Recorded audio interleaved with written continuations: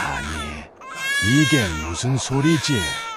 이 춥고 깊은 산속에 아이 둘과 부인을 모두 잃고 외롭게 살고 있던 윤복이 눈 쌓인 깊은 산중에서 귀하디 귀한 갓난아이를 만나게 되었습니다. 야담톡톡에 오신 여러분 반갑습니다. 구독과 좋아요로 채널을 응원해주세요. 이야기 시작합니다. 옛날 옛적 함경도 깊은 산골에 약초를 캐서 살아가는 호랍이 한 사람이 살고 있었습니다. 그의 이름은 윤복이었지요. 옛날 어렵던 그 시절 함경도는 해마다 흉년이 들어 백성들의 삶이 말이 아니었습니다. 굶주림에 지친 사람들은 산을 넘어 도망치거나 아니면 그대로 얼어 죽어가기 일쑤였지요. 특히 그의 겨울은 유난히도 매서웠습니다. 눈은 허리까지 쌓였고 바람은 뼈를 애는 듯 차가웠습니다. 마을에서는 버려지는 아이들이 늘어났습니다. 먹일 입이 하나라도 줄면 살아남을 수 있으니 부모들은 울며 겨자 먹기로 갓난아이를 산에 내다 버렸지요. 세상은 그만큼 각박했습니다. 사람의 정이란 것도 눈처럼 얼어붙어 버린 시절이었습니다. 윤복은 평생을 이 산에서 보낸 사람이었습니다. 젊은 시절 처녀 하나를 아내로 얻어 자식도 둘이나 낳았지만 30년 전 돌림병으로 모두 저승길로 떠나고 말았지요. 큰아들은 겨우 10살이었고 작은 딸은 8살이었습니다. 아내는 아이들을 간호하다 함께 쓰러졌지요. 그날 밤의 일을 윤복은 아직도 잊을 수가 없었습니다. 굵은 빗줄기가 쏟아지는 밤, 오두막 안에서 세 식구가 연이어 숨을 거두었습니다. 윤복은 그저 무릎을 꿇고 하늘을 원망할 뿐이었지요. 하늘이시여, 어찌 이리 매몰차시옵니까? 그 뒤로 윤복은 말 한마디 건넬 사람 없이 홀로 살아왔습니다. 아침이면 산에 올라 약초를 캐고 저녁이면 오두막으로 돌아와 죽 한 그릇으로 끼니를 때우는 것이 전부였습니다. 가끔 마을에 내려가 약초를 팔고 쌀과 소금을 사오는 것이 유일한 외출이었지요. 거친 손과 구부정한 등 주름진 얼굴에는 세월의 무게가 고스란히 새겨져 있었습니다. 윤복의 손등에는 깊은 상처 자국들이 있었습니다. 약초를 캐다 바위에 긁히고 가시에 찔린 흔적들이었지요. 하지만 윤복의 눈만은 여전히 맑았습니다. 산짐승들과 나무, 풀들이 그의 유일한 벗이었습니다. 해마다 봄이 오면 윤복은 아내와 자식들의 무덤에 들렀습니다. 산빛 아래 나란히 놓인 세 개의 무덤 앞에서 윤복은 꽃을 놓고 절을 올렸지요. 여보, 아이들아, 애비가 또 왔다. 대답은 없었습니다. 바람 소리만 쓸쓸히 나뭇가지를 흔들 뿐이었지요. 그날도 윤복은 여느 때처럼 산을 오르고 있었습니다.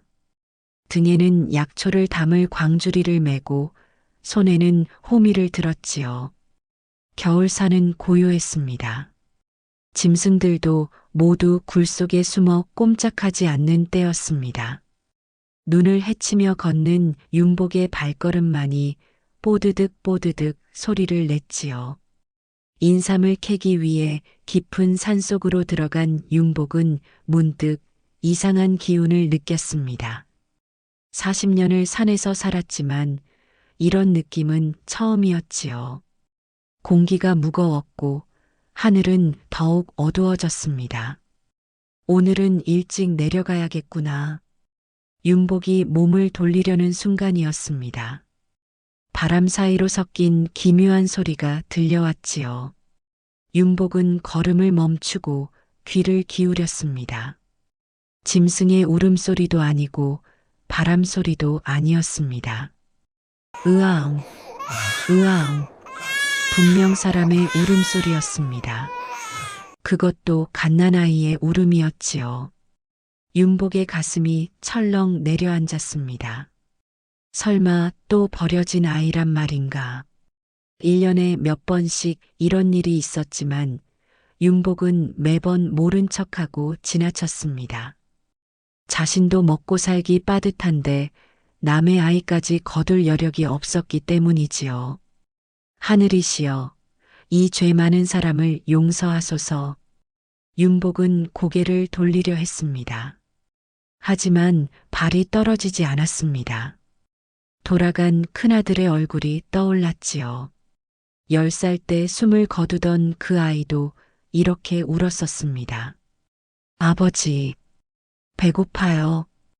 윤복은 결국 울음소리가 나는 쪽으로 발걸음을 옮겼습니다.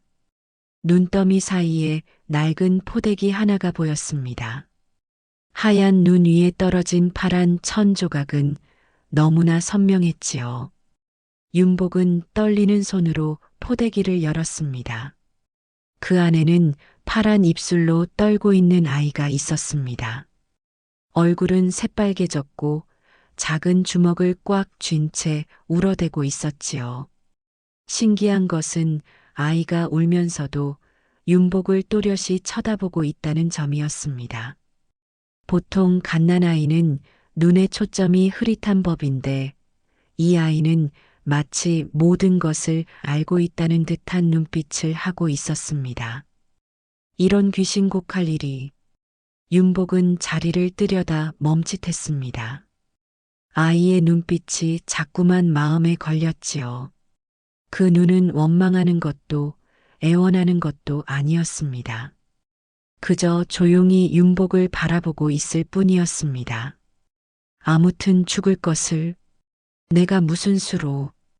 윤복은 중얼거리면서도 결국 아이를 품에 안았습니다. 차가운 몸을 따뜻하게 감싸 안고 산을 내려왔지요. 윤복의 가슴에서 전해지는 온기에 아이는 그제야 울음을 터뜨렸습니다. 살았다는 듯이 크게 울어댔습니다. 그래, 그래. 울어라. 이것도 인연이겠지. 오두막에 도착한 윤복은 서둘러 불을 지폈습니다. 아궁이에 장작을 넣고 바람을 일으키자 불길이 활활 타올랐지요. 방 안이 따뜻해지자 윤복은 아이의 옷을 벗겼습니다. 젖은 천은 얼음장처럼 차가웠습니다. 이런 것을 입히고 버리다니. 어찌 부모가 그럴 수가 있나. 윤복은 자신의 속옷을 찢어 아이를 감쌌습니다. 그리고 쌀을 불려 정성껏 미음을 쑤었지요. 아이는 허겁지겁 미음을 삼켰습니다. 얼마나 배가 고팠는지 작은 입으로 계속해서 빨아댔습니다. 천천히 먹어라. 체하겠다. 아이를 먹이고 재우고 나니 밤이 깊었습니다. 윤복은 아이 옆에 누워 작은 숨소리를 들었습니다. 규칙적으로 들어가고 나오는 숨결은 생명의 소리였지요. 30년 만에 다시 이런 소리를 듣는구나. 윤복의 눈가에 눈물이 맺혔습니다. 며칠이 지나자 이상한 점이 드러났습니다. 아이가 거의 울지 않는 것이었지요. 배가 고파도 불편해도 울음 대신 윤복을 가만히 쳐다볼 뿐이었습니다. 게다가 윤복이 하는 말을 유심히 듣는 듯 했습니다. 배고프냐? 아이는 눈을 깜빡였습니다. 그럼 밥을 주마. 아이는 입을 벌렸습니다. 윤복은 신기해하면서도 정성껏 아이를 돌보았습니다. 밤이 되면 아이는 천장에 뚫린 구멍 사이로 보이는 별을 보며 잠들곤 했습니다. 마치 하늘과 이야기라도 나누는 듯한 모습이었지요. 범상치 않은 아이로구나. 보름이 지나자 윤복은 아이에게 이름을 지어주기로 했습니다. 자신의 이름에서 한 글자를 따와 복돌이라 불렀지요. 복돌아. 이제부터 내 이름은 복돌이다. 하레비처럼 복 많이 받고 살아라. 복돌이는 눈을 동그랗게 뜨고 윤복을 바라보았습니다. 마치 이름을 알아듣는 것처럼 말이지요. 세월이 흘렀습니다. 복돌이는 놀라운 속도로 자라났습니다. 돌이 되기도 전에 말귀를 알아듣기 시작했지요. 윤복이 밥을 먹자고 하면 기어서 다가왔고 잠자자고 하면 스스로 누웠습니다. 아이고, 우리 복돌이 기특하기도 하지.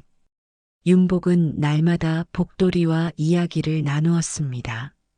산에 대한 이야기, 약초에 대한 이야기, 그리고 돌아간 가족에 대한 이야기까지 말이지요. 하레비에게는 아들이 둘이나 있었단다. 내 또래였을 때는 말이지. 참 말썽꾸러기였어. 복돌이는 고개를 갸우뚱하며 들었습니다. 하지만 착한 아이였지. 하레비가 산에 갈 때면 꼭 따라오겠다고 졸랐단다. 윤복은 웃으며 복돌이의 머리를 쓰다듬었습니다. 더욱 놀라운 일은 복돌이가 흙바닥에 손가락으로 무언가를 그려댄다는 것이었습니다. 처음에는 아무 의미 없는 낙서인 줄 알았는데 자세히 보니 규칙적인 문양이었지요. 동그라미를 그리고 그 안에 점을 찍고 선을 긋는 모습이 마치 무언가를 계산하는 것 같았습니다. 그를 모르는 윤복이었지만 그것이 예사롭지 않다는 것만은 알 수 있었습니다. 이 아이가 무얼 그리는 걸까? 봄이 오고 여름이 지나고 가을이 왔습니다. 복돌이는 쑥쑥 자랐습니다. 3살이 되자 이미 5살 아이만큼 말을 잘했지요. 할배, 저 풀은 무슨 풀이에요? 그건 도라지란다. 기침에 좋지. 할배, 어떻게 기침에 좋은 거예요? 글쎄다. 그냥 먹으면 좋아진단다. 할배도 그렇게 배웠어? 할배, 저 새는 왜 저렇게 우는 거예요? 비가 올 징조란다. 왜 새가 비를 알아요? 윤복은 웃었습니다. 복돌이는 모든 것이 궁금한 아이였지요. 하늘이 왜 파란지, 눈이 왜 하얀지, 나무는 왜 위로 자라는지 끊임없이 물었습니다. 복돌이는 한번 들은 것을 절대 잊지 않았습니다. 산의 모든 풀과 나무, 짐승의 이름을 외웠지요. 윤복이 아는 것은 모조리 배워버렸습니다. 할배, 인삼은 산삼이 제일 좋고 그 다음이 장내삼이고 그 다음이 밭삼이에요. 맞죠? 오, 그래. 잘도 외우는구나. 할배, 당귀는 여자 약이고 녹용은 남자 약이고 감초는 다 좋은 약이에요. 맞죠? 허허, 이 아이가 벌써 다 아는구나. 어느 날 윤복은 우연히 장에서 헌 서책 한 권을 얻어왔습니다. 쌀 한 대를 팔고 받은 돈으로 말이지요. 무슨 내용인지도 모르고 가져왔는데 그저 종이가 아까워 불쏘시개로 쓰려던 참이었습니다. 복돌이가 그것을 보더니 눈을 떼지 못했습니다. 할배, 이게 뭐예요? 글이란다. 할배는 모르지만 글 아는 양반들이 보는 거지. 복돌이는 책장을 한 장씩 넘기며 그림을 보듯 글자들을 들여다보았습니다. 작은 손가락으로 글자를 하나하나 짚어가며 들여다보는 모습이 신기했지요. 며칠 동안 복돌이는 그 책만 들여다보았습니다. 밥을 먹을 때도 마당에 나가서도 책을 손에서 놓지 않았습니다. 윤복은 그저 신기할 따름이었지요. 글을 알지도 못하면서 뭐가 그리 재미있을까? 그런데 닷새째 되는 날 깜짝 놀랄 일이 벌어졌습니다. 할배, 왜 그러느냐? 할배, 천지현황 우주홍황이라고 쓰여 있어요. 하늘 천, 땅지, 검을 현 누를 황, 지부 집주 클홍, 클황. 윤복은 입을 다물지 못했습니다. 복돌이가 한 번 본 글을 모두 외우고 있었던 것입니다. 그것도 뜻까지 저절로 깨우쳐가며 말이지요. 너 그걸 어찌 아느냐? 그냥 알아요. 보면 뜻이 보여요. 윤복은 소름이 돋았습니다. 이건 보통 일이 아니었지요. 이 아이가 하늘이 내린 머리를 타고났구나. 윤복은 그제야 깨달았습니다. 복돌이가 평범한 아이가 아니라는 것을 말이지요. 하지만 걱정도 함께 밀려왔습니다. 이런 재주가 세상에 알려지면 복이 될지 화가 될지 알 수 없었기 때문입니다. 복돌아, 들어라. 예, 할배. 내 재주는 남들에게 함부로 보이지 마라. 알겠느냐? 왜요? 재주가 빼어나면 시기하는 사람도 많은 법이란다. 복돌이는 고개를 끄덕였습니다. 비록 어렸지만 할아버지의 말을 이해하는 듯 했지요. 세월이 흘러 복돌이는 7살이 되었습니다. 윤복과 복돌이는 이제 진짜 할아버지와 손자처럼 지냈습니다.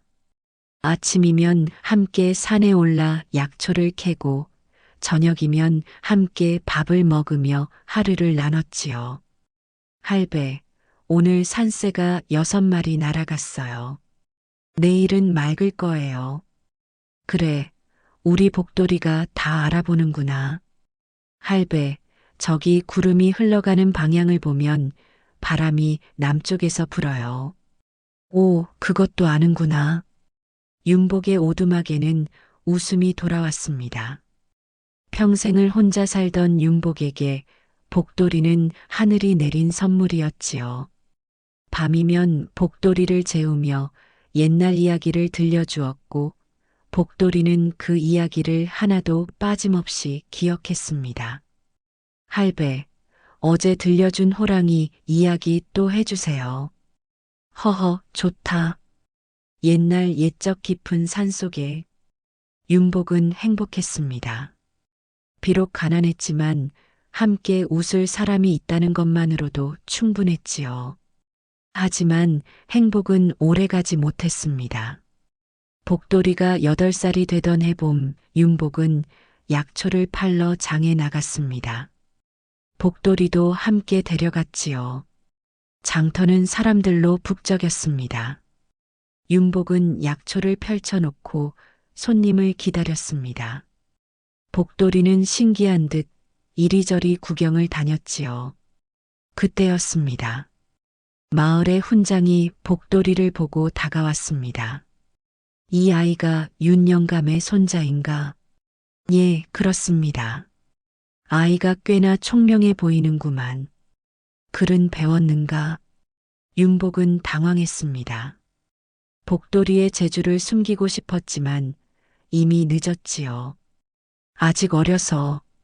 그때 복돌이가 끼어들었습니다. 훈장님, 적을 알아요. 오, 그래. 그럼 이 글을 읽어보거라. 훈장은 자신의 부채에 적힌 글을 보여주었습니다. 그것은 사서삼경 중 한 구절이었지요. 하기 시습지 불영여로. 복돌이는 막힘없이 읽어 내려갔습니다. 훈장은 눈이 휘둥그레졌지요. 이 아이가 벌써 천자문을 넘어 사서까지 읽는단 말인가? 그게 윤영감, 이 아이는 신동이요. 당장 서당에 보내야 하오. 주변 사람들이 모여들었습니다. 소문은 순식간에 퍼져나갔지요. 윤영감의 손자가 신동이래. 8살의 사서를 읽는다니. 하늘이 내린 아이가 분명해. 윤복은 복돌이의 손을 꼭 잡고 서둘러 장터를 빠져나왔습니다. 하지만 이미 소문은 온 마을에 퍼진 뒤였습니다. 사흘 뒤 마을 부자들이 윤복의 오두막을 찾아왔습니다. 윤영감, 그 아이를 우리에게 주시오.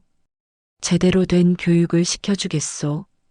쌀 10가마를 주겠소. 그 돈이면 영감도 편히 늙을 수 있소. 아니요. 이 아이는 내가 키우겠소. 윤복은 단호히 거절했습니다. 하지만 사람들은 욕심쟁이라며 윤복을 비난했지요. 늙은이가 재주 있는 아이를 산속에 묶어두다니.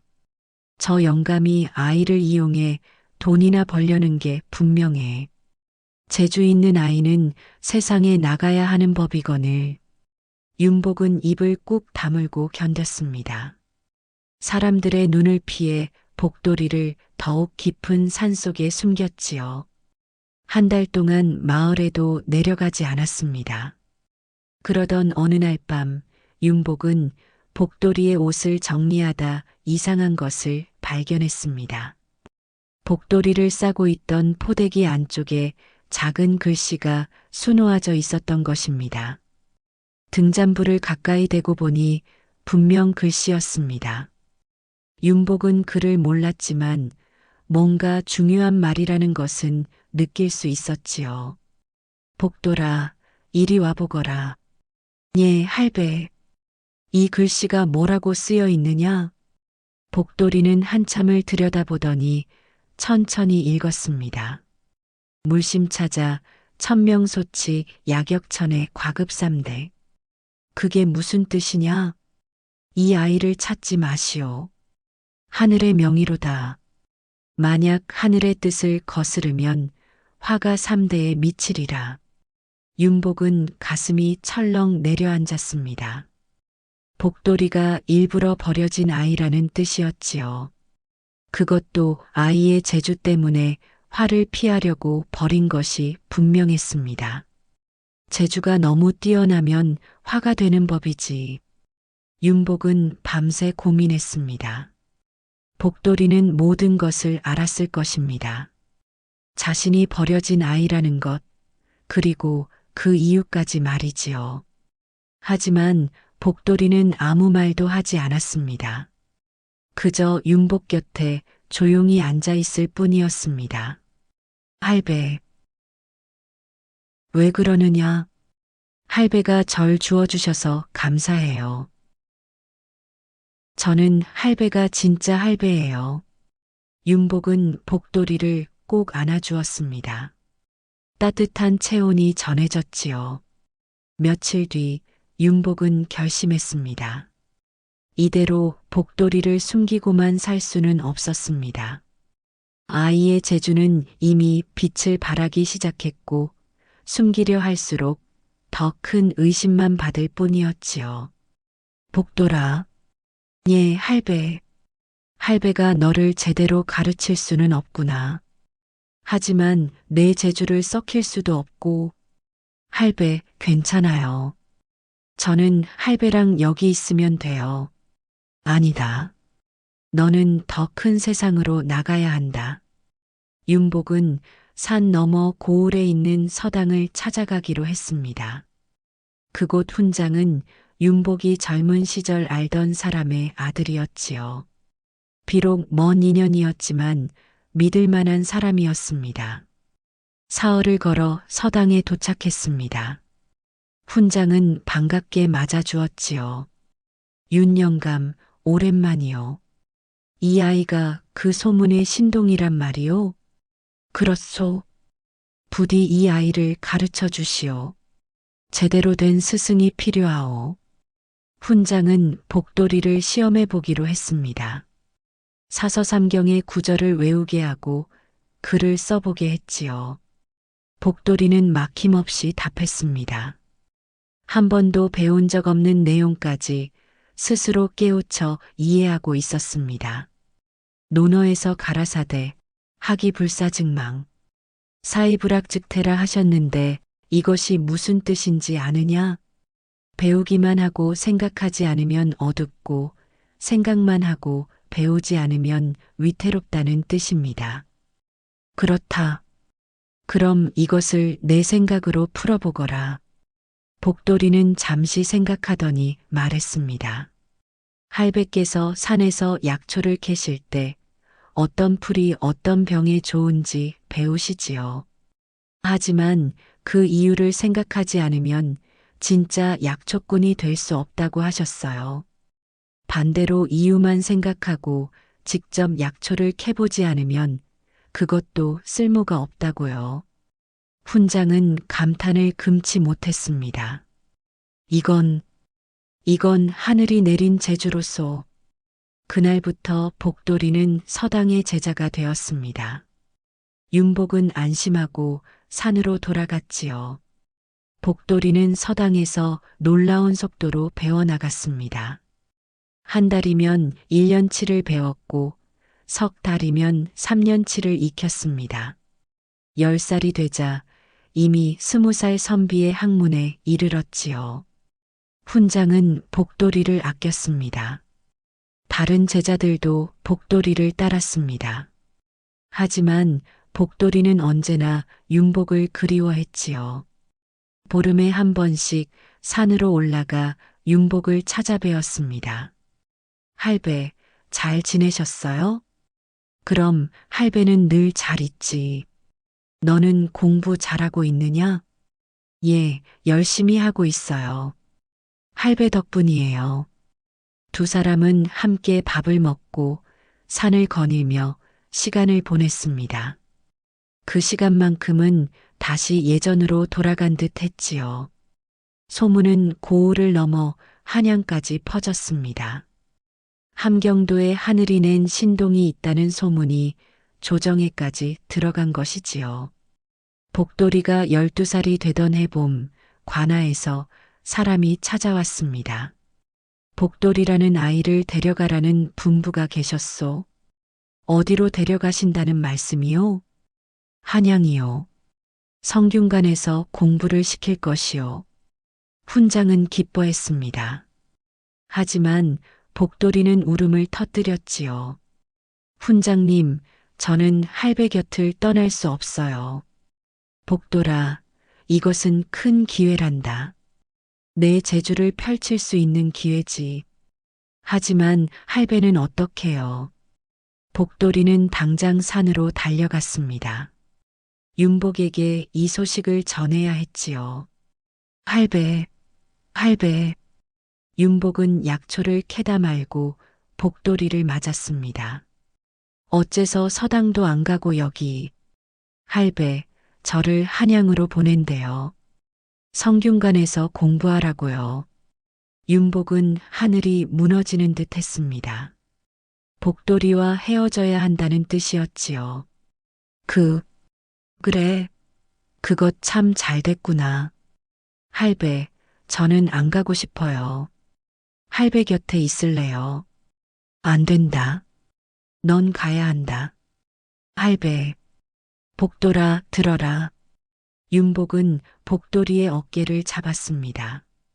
내 재주는 하늘이 준 것이다. 할배 같은 늙은이 곁에 두기엔 아까운 재주지. 한양에 가서 크게 되거라. 백성을 위해 일하는 사람이 되거라. 하지만 할배는 괜찮다. 할배는 이미 충분히 행복했단다. 너를 만난 것만으로도 말이지. 복돌이는 윤복을 꼭 안았습니다. 둘은 한참을 그렇게 서 있었지요. 사흘 뒤 복돌이는 한양으로 떠났습니다. 윤복은 산 아래까지 배웅했습니다. 할배, 꼭 다시 올게요. 약속해요. 그래, 할배가 기다릴게. 건강하게 잘 지내거라. 복돌이를 태운 가마가 멀어져 갔습니다. 윤복은 그 모습이 보이지 않을 때까지 손을 흔들었지요. 눈물이 줄줄 흘러내렸습니다. 세월이 흘렀습니다. 윤복은 다시 혼자가 되었습니다. 오두막은 전보다 더 적막했지요. 복돌이가 그리던 문양들이 마루에 그대로 남아 있었습니다. 윤복은 그것을 지우지 못하고 그냥 두었습니다. 봄이 오고 여름이 지나고 가을이 왔습니다. 윤복은 점점 쇠약해져 갔지요. 약초를 캐러 산에 오르는 것도 힘겨워졌습니다. 무릎이 아프고 허리가 굽고 눈도 침침해졌습니다. 이제 나도 곧 가겠구나. 윤복은 담담하게 받아들였습니다. 자식도 없이 혼자 떠날 목숨이었지만 복돌이를 만난 것만으로도 좋겠습니다. 그런데 이듬해 가을, 놀라운 소식이 들려왔습니다. 복돌이가 과거에 장원급제했다는 소문이었지요. 고작 15살의 나이에 대과에 합격한 것이었습니다. 마을 사람들이 윤복을 찾아왔습니다. 윤영감 들었소? 복돌이가 장원급제했다오. 함경도의 영광이요. 영감이 잘 키우셨소. 윤복은 기뻐하면서도 한편으로는 슬펐습니다. 이제 복돌이는 자신과는 다른 세상 사람이 되었을 것이기 때문이지요. 그래도 좋구나. 그 아이가 잘 되었으니. 그의 겨울은 유난히 추웠습니다. 윤복은 감기에 걸려 자리에 누웠습니다. 오두막 안은 너무 추워서 아무리 부를 때도 따뜻해지지 않았지요. 이제 정말 끝인가 보구나. 윤복은 눈을 감았습니다. 돌아간 아내와 자식들이 보이는 듯 했습니다. 그리고 복돌이의 어린 모습도 보였지요. 모두들 먼저 가서 기다리시오. 이 늙은이도 곧 갈 테니. 그때였습니다. 문이 벌컥 열리며 누군가 뛰어들어왔습니다. 할배. 윤복은 눈을 떴습니다. 문 앞에 복돌이가 서 있었습니다. 이제 제법 청년이 된 모습이었지요. 관복을 입고 있었지만 그 얼굴은 여전히 어린아이 때의 모습이 남아 있었습니다. 복돌아, 내가 왜 여기? 할배, 제가 왔어요. 약속했잖아요. 꼭 돌아온다고요.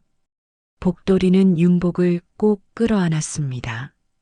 차갑게 식은 윤복의 몸에서 온기가 돌았지요. 할배, 이제 저를 따라가세요. 한양에 집을 마련했어요. 할배를 모시고 살 거예요. 안 된다. 나 같은 늙은이가 어찌 벼슬아치의 집에. 할배가 아니었으면 저는 눈 속에서 얼어 죽었을 거예요. 할배가 키워주지 않았으면 지금의 저도 없어요. 제발 저를 따라가 주세요. 할배가 안 가시면 저도 여기 남을 거예요. 윤복은 복돌이의 눈을 보았습니다. 그 눈은 여전히 진심이 가득했지요. 그래, 갈게. 이 늙은이가 폐를 끼치겠구나. 아니에요, 할배. 제가 할배께 갚아야 할 은혜가 태산 같아요. 복돌이는 윤복을 업고 산을 내려갔습니다. 한양으로 가는 길은 멀었지만 복돌이는 한 걸음 한 걸음 정성스럽게 윤복을 모셨습니다. 쉴 때마다 물을 떠다 드리고 밥을 지어 올렸지요. 열흘을 걸어 한양에 도착했습니다. 윤복은 깜짝 놀랐습니다. 복돌이가 마련한 집은 아담하지만 따뜻한 곳이었지요. 방에는 아궁이가 있어 항상 따뜻했고 부엌에는 쌀이 가득했습니다. 할배, 이제 편히 쉬세요. 제가 할배를 평생 모실 거예요. 복돌아, 내가 어찌 이리 효자가 되었냐. 할배가 가르쳐 주셨잖아요. 한 생명을 살리는 것이 하늘을 살리는 것이라고요. 윤복은 비로소 깨달았습니다. 자신이 복돌이에게 준 것보다 복돌이가 자신에게 준 것이 훨씬 크다는 것을 말이지요. 복돌이는 매일 아침 윤복에게 문안을 드렸습니다. 밤에는 함께 차를 마시며 하루를 나눴지요. 윤복은 조금씩 기운을 되찾았습니다. 할배, 오늘 승정원에서 일이 있었어요. 그래, 무슨 일이더냐? 백성들의 상소를 읽었는데 함경도에서 온 것이 있었어요. 약초가 귀해서 병든 사람이 많다고요. 그것 참 안타까운 일이로구나. 그래서 제가 건의했어요. 함경도에 의원을 더 보내고 약초를 캐는 사람들을 지원하자고요. 오, 그래. 내가 그런 생각을 했구나. 할배 덕분이에요. 할배께서 약초를 캐며 사시는 것을 보고 배웠어요. 백성이 아파도 약이 없으면 소용없다는 것을요. 윤복은 복돌이의 손을 꼭 잡았습니다. 내가 큰 사람이 되었구나. 세월이 흘러 어느 날 복돌이는 윤복에게 말했습니다. 할배, 제 진짜 내력을 이제 알게 되었어요. 무슨 말이냐? 저는 한양의 명문가 서자였어요. 친아버지는 대감이고 어머니는 몸종이었지요. 윤복은 조용히 들었습니다. 하지만 제 재주가 너무 뛰어나 적자들의 시샘을 받았어요. 적자들은 제가 커서 가문을 빼앗을까 두려워했지요. 그래서 집안에서 일부러 저를 버린 거예요. 함경도 깊은 산에다가요. 그랬구나. 그들이 저를 찾아왔어요. 다시 집안으로 돌아오라고요.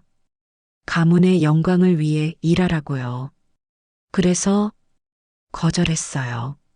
저를 버린 사람들보다 저를 살려준 할배가 진짜 가족이에요. 저를 키워준 할배가 진짜 아버지예요. 윤복은 눈물을 흘렸습니다. 기쁨의 눈물이었지요.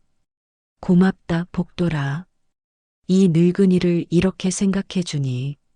아니에요, 할배. 제가 더 감사해요. 할배가 없었으면 저는 태어나지 못한 것이나 마찬가지예요. 복돌이는 벼슬길에서도 잘했습니다. 백성을 돌보는 관리가 되었고 올바른 정치를 펼쳤지요. 하지만 어떤 벼슬을 하든 어디에 있든 윤복을 잊지 않았습니다. 아침 저녁으로 문안을 드리고 함께 밥을 먹으며 하루를 나눴습니다. 윤복이 그리워하는 산에 가고 싶어 하면 함께 산에 올랐고 함경도가 보고 싶어 하면 함께 고향을 다녀왔지요. 윤복은 80이 넘도록 건강하게 살았습니다. 굶주림도 추위도 없는 편안한 말년이었지요. 복돌이의 집에는 늘 웃음이 가득했고 윤복은 행복했습니다. 어느 봄날 윤복은 복돌이와 함께 함경도 산에 올랐습니다. 그곳은 처음 복돌이를 발견했던 자리였지요. 할배, 그때 할배가 저를 그냥 지나쳤다면 어땠을까요? 글쎄다. 하지만 할배는 그럴 수가 없었단다. 내 눈빛이 할배를 붙잡았거든. 할배, 감사해요. 제게 목숨을 주셔서요. 그리고 사랑을 주셔서요. 아니다. 할배가 더 고맙다. 내가 할배에게 삶의 이유를 줬단다. 마지막 세월을 이렇게 행복하게 살게 해줘서 고맙다. 두 사람은 함께 봄산을 내려왔습니다. 눈이 녹은 자리마다 새싹이 돋아나고 있었지요. 겨울을 이겨낸 작은 생명들이 봄을 맞이하고 있었습니다. 윤복은 85살에 편안히 눈을 감았습니다. 복돌이가 곁을 지키는 가운데 미소를 지으며 세상을 떠났지요. 할배, 고맙습니다. 다음 생에서도 꼭 만나요. 복돌이는 윤복을 함경도 산에 묻었습니다. 아내와 자식들 옆에 그들과 함께 잠들 수 있도록 말이지요. 그리고 매년 봄이면 그곳을 찾아 절을 올렸습니다. 세월이 더 흘러 복돌이는 높은 벼슬에 올랐습니다. 하지만 그는 언제나 겸손했고 백성을 사랑했지요. 특히 버려진 아이들을 돌보는 일에 힘썼습니다. 할배께서 저를 살려주신 것처럼 나도 다른 생명을 살려야지. 복돌이는 한양에 고아원을 세웠습니다. 버려진 아이들을 모아 먹이고 입히고 가르쳤지요. 그 아이들 중에는 나중에 큰 인물이 된 이도 많았습니다. 사람들은 복돌이를 은혜를 아는 선비라고 불렀습니다. 자신을 키워준 은인을 평생 잊지 않고 섬긴 효자라고 칭송했지요. 옛말에 이런 말이 있습니다. 한 생명을 살리면 온 세상을 살리는 것과 같다고 말이지요. 윤복은 한 아이를 살렸고 그 아이는 백성을 살리는 관리가 되었습니다. 그리고 수많은 버려진 아이들을 살렸지요. 그 아이들은 또 다른 사람들을 살렸습니다.